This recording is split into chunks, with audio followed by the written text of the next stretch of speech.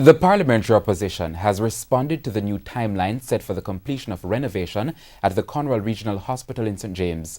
Opposition spokesman on health, Dr. Dayton Campbell, says the new timeline is way more realistic. TVJ's Anthony Lugg has the primetime news follow-up.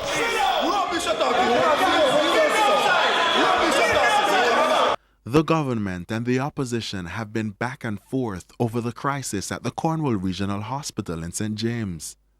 The hospital's main building was shut down earlier this year following reports that staff and patients were being affected by noxious fumes.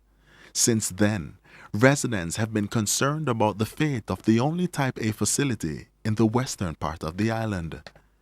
Health Minister Dr. Christopher Tufton proposed completion for later this year, but at a press briefing on Thursday, Chairman of the Oversight Committee made this announcement. The initial projection is for the work to be completed by August 2019. Today, opposition spokesman on health Dr. Dayton Campbell says the initial timeline set by the health minister Dr. Christopher Tufton was never achievable. I think the new timeline is more realistic and is more in keeping with our own views based on the pace of work that we saw when we went there.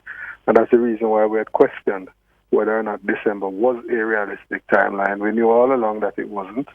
And we think that the new timeline seems more realistic. Dr. Campbell notes that the impact could be significant, arguing that the timeline had been influenced by politics. I expect it to also move the budget because I think most of what was set for was done as the minister tried to save political ground based on what was a situation that was poorly managed. In the meantime, the opposition spokesman on health says he's pleased there will now be an independent oversight of the Cornwall Regional Hospital project. We hope that it can proceed now with speed and alacrity to get the facility up, back and running, because what we all can agree on is that we need that facility to be functioning at full capacity because of the critical value it has to Western Jamaica.